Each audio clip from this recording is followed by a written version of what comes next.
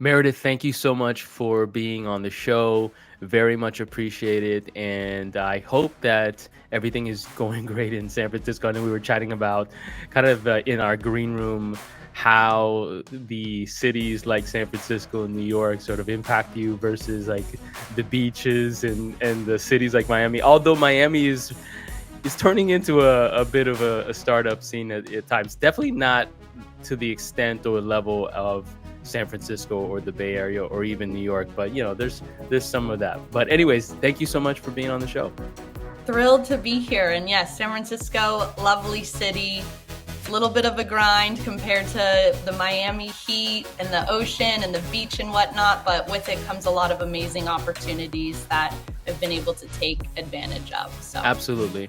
Shout out to the Bay Area and New York. I lived in both places. And in fact, I don't think that I would be able to do what I'm doing right now in my life and in my career without having spent so much time in the Bay Area and learned so much from that experience. So definitely got a lot of love for the Bay, and you never know, never know how life will sort of unfold. But what's sort of your career background, and how did you get into sales, and also what are you up to right now? yes, so I was actually a teacher before I got into sales. I was teaching abroad in Spain. I taught English as a second language. And I'm from the Bay Area. And after I was living there a few years, I had a few friends who were getting into tech when it was really hot, right around 2013, 2014. Yeah. They said, Meredith, you got to come back, get into tech, get into sales. You'd be so good at it. And my time was kind of coming to an end in Spain. And I said, why not? And so I came back, got my first job at Yelp, which was quite a trip, but I had zero sales experience and they'll hire you full cycle right out of the gate. So I was fortunate enough where I got to be in a full closing role. However, you're still generating all of your pipeline at that time. And we had to make 80 dials a day and talk for 2.5 hours on the phone. So you couldn't leave until you hit both metrics. So it was a really good training opportunity. And from there, I've just been in sales ever since, went to a few bigger names before hopping over into startups. I was one of the first reps at Samsara. It's now public. Then I jumped into the commission space. So I was one of the first reps at a company called Spiff before moving into management there as well. They've recently been acquired by Salesforce. Then I was in another commission space.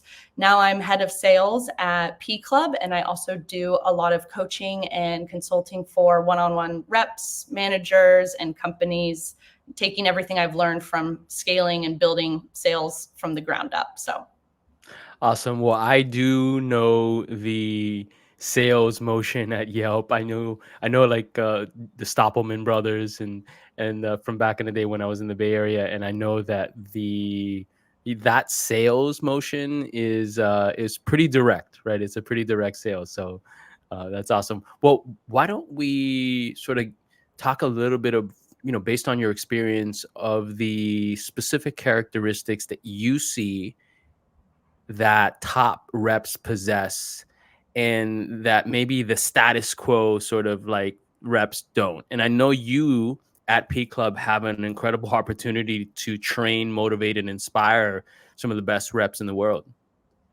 yes, so I'd say the top characteristics that make a rep stand at the head of the pack, there's a few things.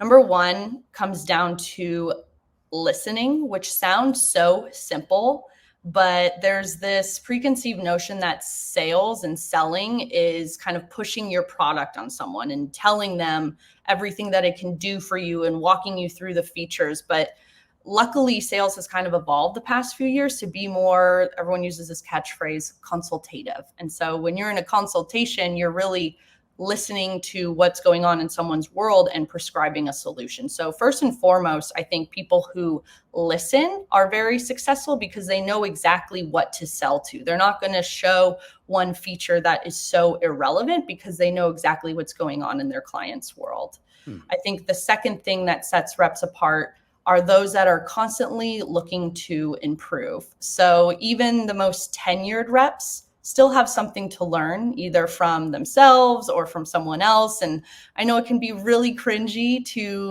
listen to your own call recordings, but those self-assessments can be so powerful, and just listening to your peers and hearing how they're describing a feature to a client, or something in the product even, or just a new spin that they're taking on their pitch. There's always something to learn, whether it's through call recordings, Mm. courses like we do at P Club, books, seminars, communities. There's just always something to be learning. So I'd say those two are probably the top leading indicators for someone who's going to continuously be a top rep.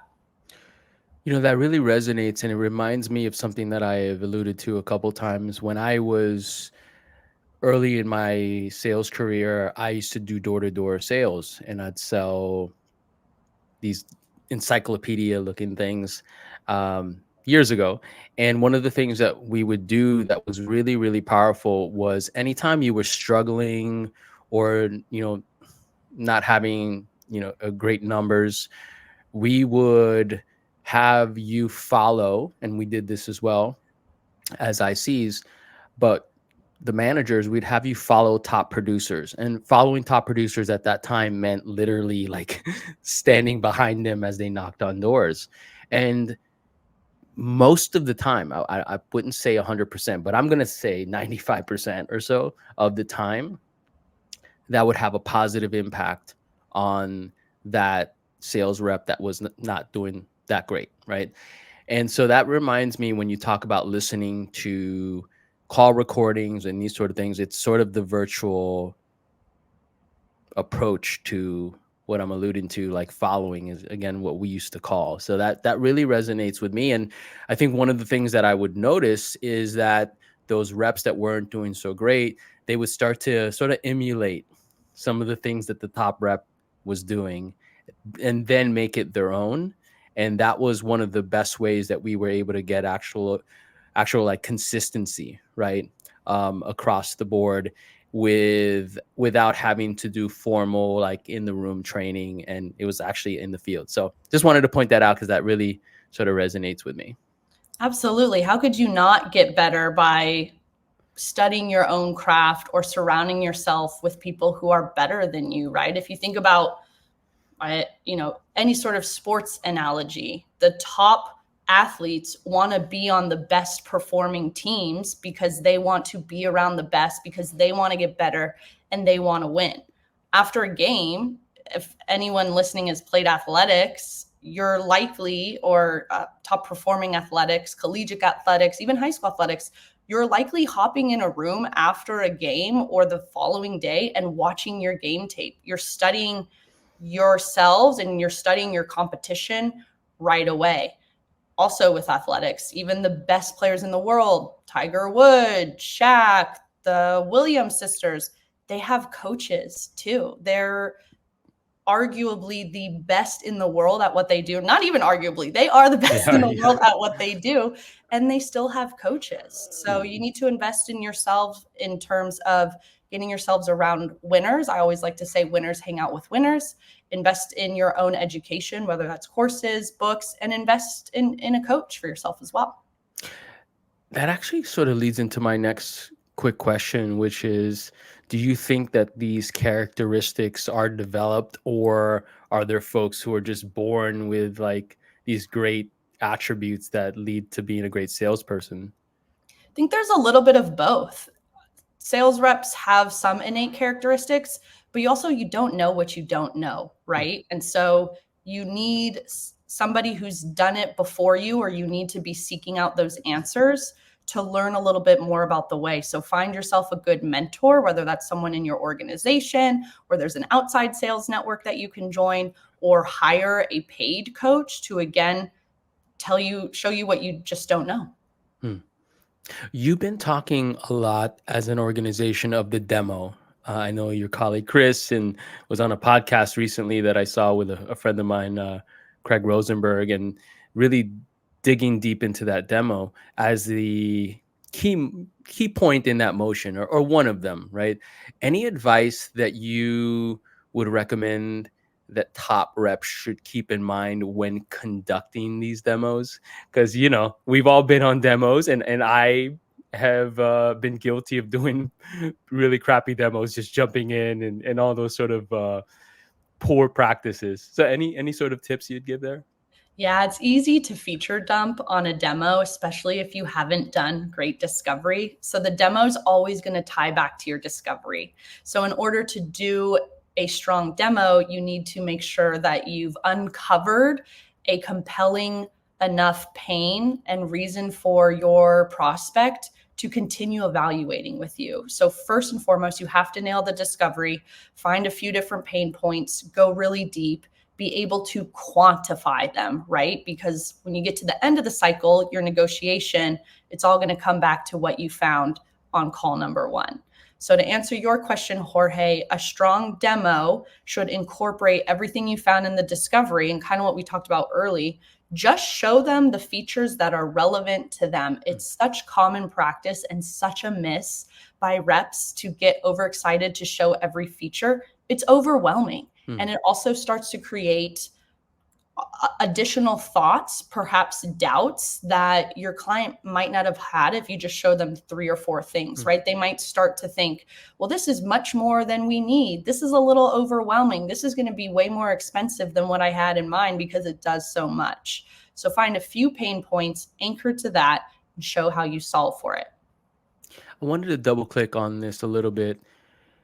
Let's say you're in a meeting, and now a lot of the time this is inside sales, and we're on Zooms.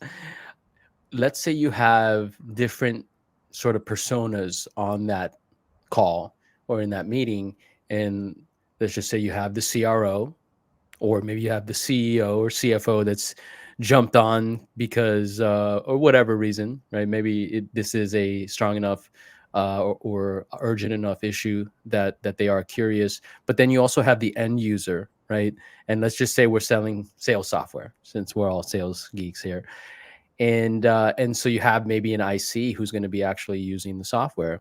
How do you manage that dynamic where what the CFO or CEO or CRO care about are going to be different than what that IC is going to care about? And how do you find that balance? Because maybe it is a dynamic where if they hop off the call and the C level asks, hey, so what do you think, IC? Like, does this look valuable? And if you're just catering that demo or that call to the C level, you might miss that IC. So it's a bit of a dynamic there. Any sort of thoughts around how to do that properly? Yeah, it's a very delicate balance. And at P Club, we like to think in order to multi-thread, you need to single thread first. So you go through your champion, do a discovery with them, maybe show them the demo, and then you have maybe a separate call with the end user individually. And then maybe you have another single threaded call with the C-suite before you bring everyone together. Because the last thing you want to be doing is doing your discovery and your demo across a large group where they're not aligned on this can fit for us, because then they're having their own doubts, verbalizing them in their own group, and then it just kind of snowballs out of control from there. So we like to take, it might be contrary to popular belief of multi-threading. The idea is you do multi-thread, but you start by singularly getting people bought in one by one, and then you group them together. I love it. Thank you so much for that. So, speaking of things that I loved your post on starting the convo Yeah. prior to the demo. So, I wanted to dive into that. I feel very strongly about that. And I think a lot of the technology that we have that's emerging can help establish a better sort of pre-call, pre-demo, pre-meeting experience, especially interactive content and certainly things that we're doing here at Asimil. But I wanted to double click on that. What does this mean, and how can you really sort of articulate this to sales reps to do this effectively, and how can they think about this? And maybe we can divide it into the outbound and inbound scenario. Yeah, that's a great point. So I don't want to overcomplicate it because it's quite simple, actually. And to your point, Jorge, there are technologies today that when you get an inbound, they will automatically send you a message, right? And maybe they even send you reminders to your meeting. So I'm pretty sure there are some tools today that can automate that for you. I shamelessly haven't had the time to evaluate what those tools might be. So I'm doing it old school and just manually reaching out to anyone that books a time with me. Hey, saw that you booked some time, really excited to chat so that I can make the most or the best use of our time together. Mind sharing a little bit about what brings you here.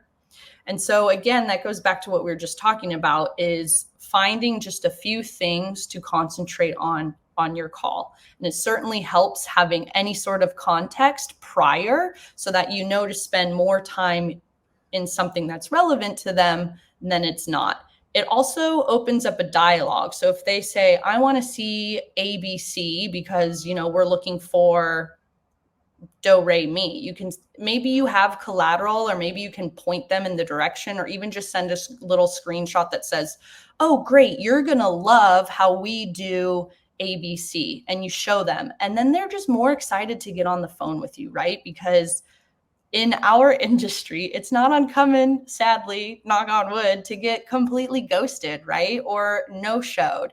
And I can't blame our prospects. They have so much going on. It's not really exciting or sexy to evaluate a new tool, right? So it's kind of low list on their priority, understandably so. So anything we can do to generate excitement of, okay, I already see that they can do some of the things that I'm asking for. This isn't going to be a complete waste of my time. I've seen that shoots up Hmm. show rates. Awesome. Well, wanted to take a quick pause here and talk a little bit about P Club because I wanted to follow up with kind of diving into how to keep reps motivated, inspired, and reaching for the stars. But Yeah. real quick, for the sales or revenue leaders who are listening to this, what could they, if they wanted to look into P Club, what could they expect to kind of get out of that? And I know you have a couple different solutions, so maybe from the context of those leaders at B2B SaaS companies. Sure. Yeah. For any sales leader that's listening, P Club is a skill transformation platform specific for sales skills. So we don't just teach you how to sell, we have interactive courses taught by the best of the best out there in the industry that teach very specifically how to write an effective outbound email versus how to cold call versus how to multi-thread versus how to sell to procurement versus how to sell to C-suite. So very specific sales skills.